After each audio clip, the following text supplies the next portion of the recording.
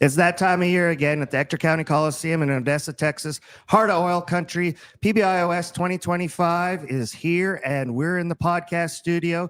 PBIOS Live, brought to you by TD Williamson. Call them up for all your oil field needs. It is a great time here at the oil show. We're kicking it off with a bang. We have some great folks with us. But first, if you don't know who I am, my name's Keith Stelter, trying to bring a little positive PR to the oil and gas industry, one interview at a time, one subject matter expert at a time. I am so thankful to my employer, Maze Environmental, for giving me the time to come out here and help all these folks. If they didn't give me a little bit of leeway, I don't think I'd even get the chance to come out, because it is busy out there right now. And the men beside me, I'll get them to do their own introduction so I don't flub it all up. Go ahead. Let's start with you, Matt. Tell everybody who you are and what we're doing here. I don't want to start with me. I got a really cool guest next to me. Everybody knows me. Introduce yourself. It's great to be with you guys. I'm August Pfluger. I'm the congressman that gets the honor of representing Midland and Odessa, the Permian Basin, and just an incredible district to represent up in Washington, Yes, it is. DC. West Texas is amazing. I've always said it. How many people do you think you're over right now? I get to represent about 750,000, but you've got 50,000, 300 to 350,000 that are here in Midland and ECTOR County. How many people came out to vote? You know, shockingly, it's a low number. It's less than 200,000 people. What drives engagement to get them out to vote? I mean, what have you noticed in numbers like, hey, I need your support. You know, I support you. I support our industry. I can't do that without you engaging. I'll tell you one thing that gets people out is Joe Biden trying to kill the oil and gas industry. Now that will drive turnout, and we saw that for 4 years. So that got people's attention. Very, very clear. I don't even think he was out to just kill oil and gas. It felt like it was, I mean, for us, knowing what we know in our industry, that is killing human flourishing. That is killing your ability to produce energy for your society, hands down. You're right. More people around this earth have access to affordable, reliable energy because of what happened here in the United States, and specifically in my district, in the Permian Basin. Yeah, you are over the hotbed for innovation and science and technology and data. And so much of our world is blessed by everything that comes out of, this area. The men and women that are at the oil show here in Odessa this week are the ones that innovated, that have made it more efficient, have delivered energy to more people, have given our country a tool, a national security tool to use. And it blows my mind to think that we had a president who wanted to not use that, for the best purposes. But thankfully we have a president now who does want to use it, who understands how powerful it is. Well, I think a lot of it is because of the PR that gets, we're worried about the CO2 and stuff. And I'll be honest, I think even our own industry, we don't know what the CO2 number is, and it's shockingly low. Like most people, you go in a room and they'd be like, oh, it's so high, like we're in a danger zone, and be like, well, do you actually know what the number is? And they'll be like, no. And I'm like, it's 0.04%. It's not even a top 3 gas. And I'll be like, I don't think that's the problem. I'm not going to say climate change isn't real. Maybe it, but I don't think the 0.04% gas is the one driving the mix here, especially when cheap energy has helped bring so many people out of poverty for generations and continues to do so. Well, and look at this area specifically, and the rest of the United States is also a case study, but I know this area, so I'll talk to the stats. In 2010, we were producing less than 1 million barrels a day in the Permian Basin. Today, in 2025, we're over 6 million barrels a day. And at the very same time, not CO2, but I'm talking about other emissions that we do watch, like methane and things like that, have come down over 30%.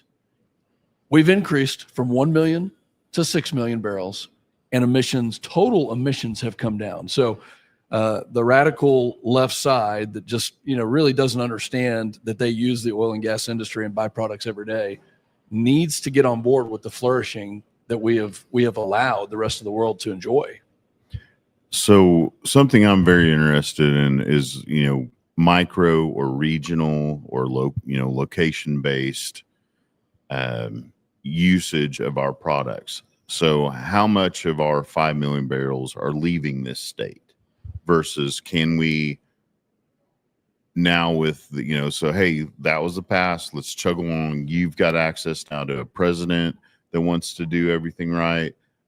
Energy secretary, you've got, hey, I've got the dream team right now that we haven't had in a long time. What do you want to do with it? Do you want to make sure that we build refineries right here? We keep our data centers right here. I mean, we use as much possible product right here and then make that product where it's sellable from right here out of the Permian. I love that. Yes to all those things, because we produce associated gas here. Yeah. And great for data centers. It's great for data centers, but we need takeaway capacity. We need the infrastructure. We need the pipelines. We need, the natural gas power plants to be built. Turbines here. are being built. You cannot and build turbines fast enough. It's very difficult right now. Yeah. And so those supply chains need to catch up. But another thing the Biden administration tried to do, because they knew if they hurt us on time and they restricted permits and they made it difficult to build things, which they did, then they could slow things down. And that was their goal. President Trump is a builder. He wants to build things. He wants to see it go fast. So a lot of the product, crude oil especially, does go to the Gulf Coast and go, to some of these other terminals. But as far as natural gas is concerned, it'd be great to use as much as we can here. And then let's ship it to our allies.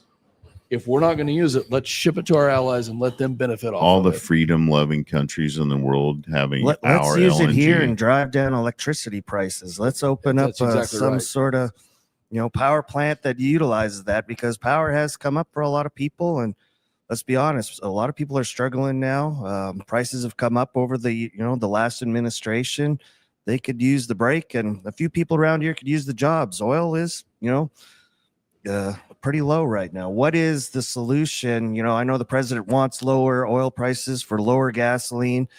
Where's the happy medium? Can we refine more to keep gasoline cheaper and get the prices up for more demand? Is Build that more the refineries right solution? here. What is it? How do we get back to the nice $75 oil?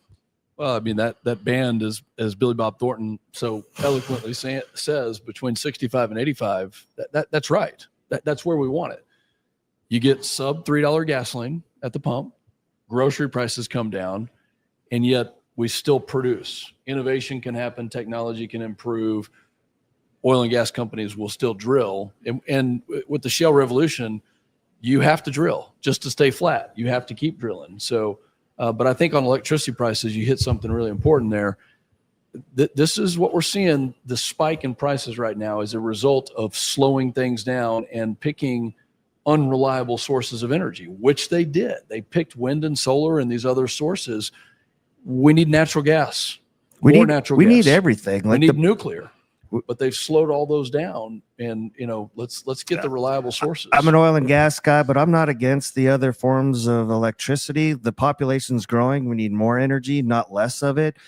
Bring it on if it's economical for your windmills and solar panels, but we have gas that guys just literally flare or vent every day that should be turned into either more oil or more electricity. And that's just the end. We shouldn't be wasting that precious commodity. Congressman like you give me some hope, because I've met a lot of, elected public servants. Energy might be the last thing on their mind, just because it's not something familiar with them, and they're not educated about it either. So it's really nice to see someone out there like, it's my main focus because it is the foundation of everything else I want to do. So to be educated in what we do is critical for anybody that wants to go and make, positive changes for their communities. Since I have been in Washington almost 5 to 6 years now, I made it my goal to bring as many congressmen and women to the Permian Basin to educate them on exactly what you said, which is this is the foundation of our economy.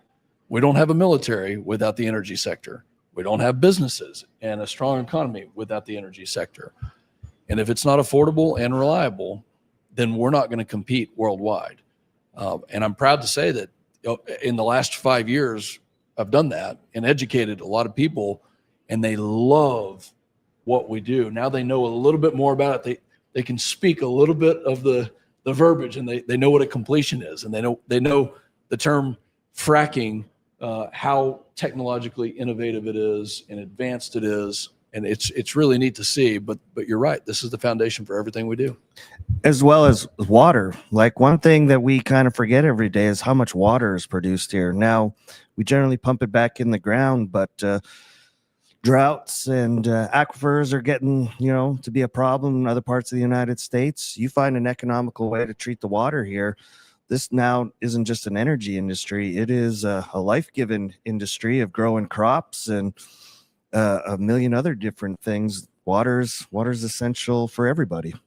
Yeah, the produced water that we have in the Permian Basin, to be able to have technology to desalinate it and use it in a different way. We already have it. We are the solution industry. And I personally know friends of mine with 4 tractor trailers. They can pull up on a pad, and it is more economical to let them clean the water. They can clean it to better than drinking water. They have to dial it back. It's probably now with today's prices, it might be like $1.5 million, $2 million setup, to flesh it all out. 4 tractor trailer pad, and they can clean a football stadium worth of water every single day. So the worst brine in the world, brack, that color, boom, it's clean. So that we already have the technology. We just have to have the investment and capital to being go able do it. to invest in it and scale and deploy it and use it. Yeah, this is the most innovative group of people in the world. They're sitting right here in Ector County today. I'm waiting for the day they get to start irrigating the landscape here, and we can take a satellite photo of this area. And everyone always, the big complaint about West Texas is brown, it's dusty, it's dirty. We could turn this place into tropics. 5 years later, it's all green. I have a good friend, Janie Khalifa, works for Aramco over the Middle East, and they're treating and then pumping water directly into the desert over there. They have been for the last 2 years. They've turned an area that was completely desolate into now just an oasis. And it's that's my hope here, is we get to set that example here. Like we got energy, we got water, we got gas, we can make electricity. Just give us the support. Come on down to shows like the Permian Basin International Oil Show. Come engage with your civic leaders and your people out there. Ask the questions. If you're curious and you think, the end times are here because we're burning too much oil and gas, you're so wrong. You're just not looking up the numbers. What else can we do for you? Guys, thank you for what you do. Thanks for getting this message out. These are great, patriotic people that are here doing this, the work that produces energy, even if they've been demonized by a previous administration. It's just education. That's all we got to do. We need better PR people. I said it once, maybe I'm biting off more than I can chew, but 10 years ago, a man having a baby was a laughable thought. And now you have people that they would die on that hill. We need the man. Get out of here. The man could have a baby PR people for the oil and gas industry. So. All right. How do you want your constituents to get a hold of you, and we'll get you out of here? You got other places to be. Well, we've got offices in Midland and Odessa. Okay. Go to pfluger.house.gov for any help. We are open. Yeah. Despite Democrats voting to shut down the government, we are still open and we are still helping constituents. So if you need something, we are a phone call away. Again, an office in Odessa and Midland. Stay in touch. You take care. Thank you for what you do. PBIOS Live brought to you by TD Williamson. Come on down to the Ector County Coliseum in Odessa, Texas. Next 3 days, check out everything we got to offer. Till next time.